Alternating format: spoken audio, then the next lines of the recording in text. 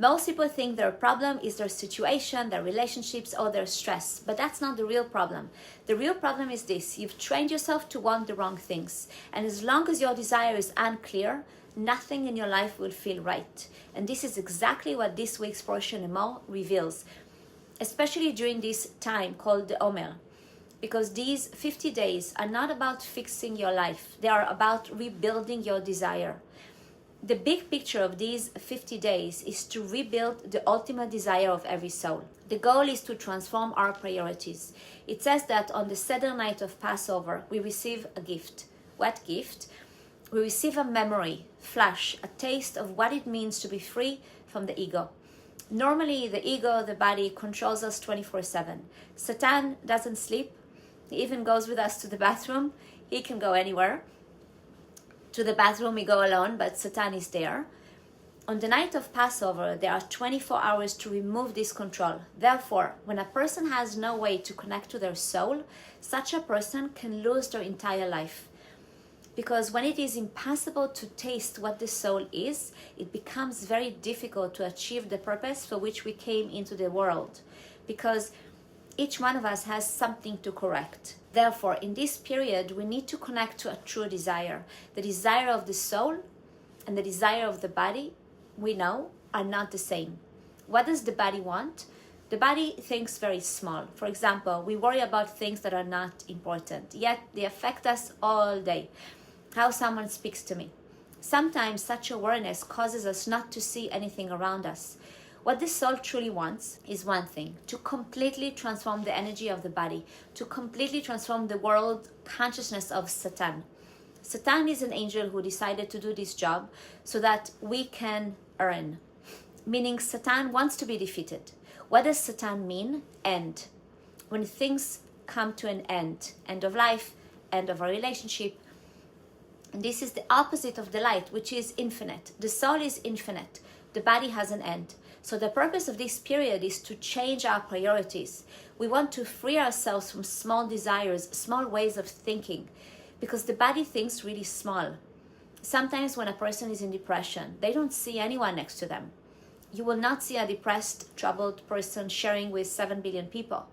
The only person they see is themselves. Sometimes people don't enjoy their children because they are depressed. So what causes this small way of thinking? Where do we place our desire and our priorities?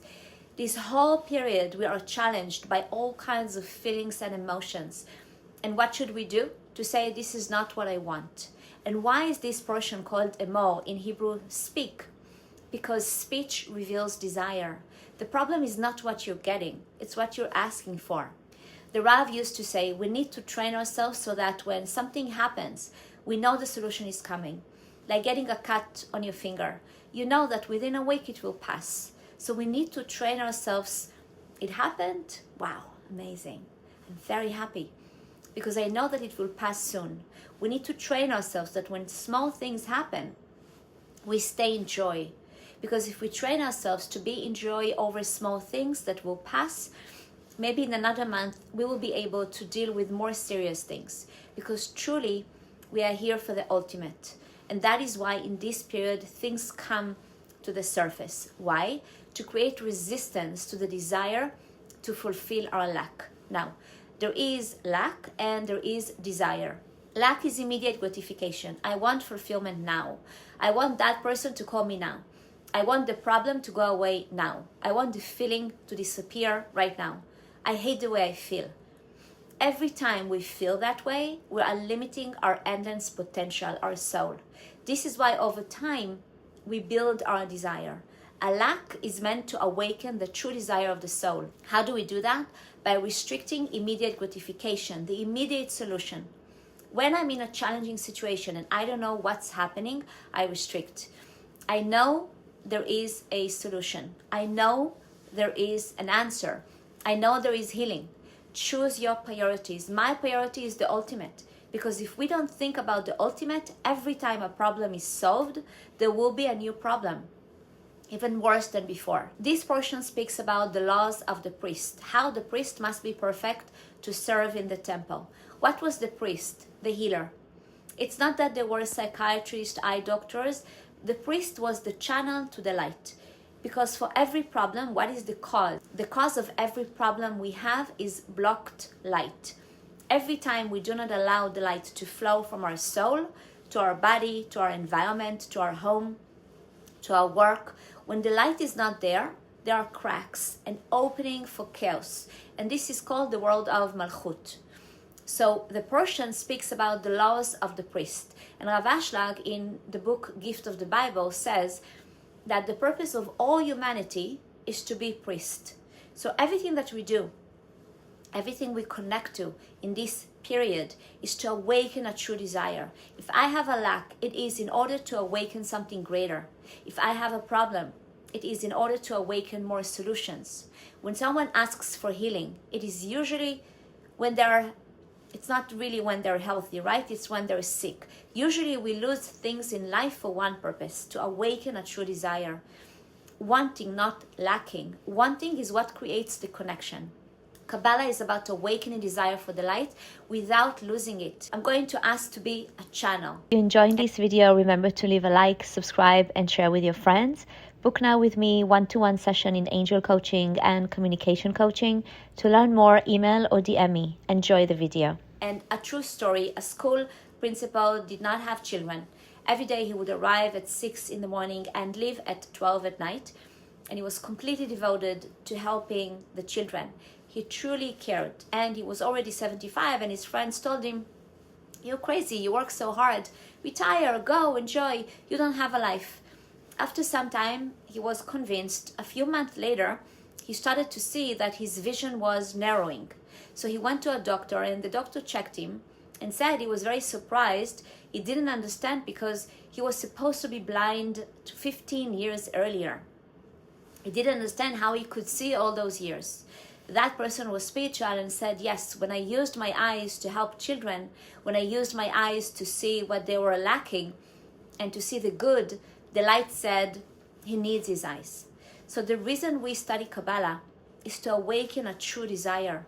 It is never the light that leaves. It is never the light that decides not to be in our environment. It is all our desire. We have desire for small things. For now, for the immediate, fill me. Not necessarily for the ultimate that relates to all of humanity. And that only the soul feels. The body is, what can you do for me today? I don't care what you did for me yesterday. How easy it is to forget the good that others have done for us. Sometimes people have friendships for years and one thing happens and that's it, it's gone. So every time we feel lack, we want to create resistance and awaken a greater desire to be a channel. The Rav suggested, before you go to sleep, ask, why did my soul return to this world? What do I need to learn? What do I need to change? What do I need to do differently? Because if we don't ask these questions, we are just robots to the emotions of the body. If we are not aligned with the ultimate, it is impossible to remove chaos. Chaos will win. Why? Because we are trying to solve things temporarily. We are not seeking the ultimate desire. When we read the Zohar, we awaken our surrounding light, the consciousness of our soul. It says, open for me an opening the size of the eye of a needle, and I will open for you the supernal worlds. Because the opening is in you. The light says, if you don't create an opening in your heart, I cannot enter. The light wants to give healing. The light wants to guide you. But if there is no opening, there is no place for it to enter.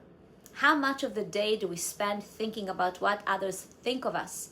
When you're busy thinking about that, you cannot hear your soul. No one is home to receive the message. The correct thought is, how can this help others? Not what will others think about me. The opening to the light is not in the heavens, it is in us. If we don't open, the light is limited. It's not that the light stopped giving. The light never stopped. The limitation is on our side. Free choice is this, to become like the light, to receive in order to share. If I want to share, I get upset when someone says no, that's not sharing, that's control. True sharing allows the other person to say no.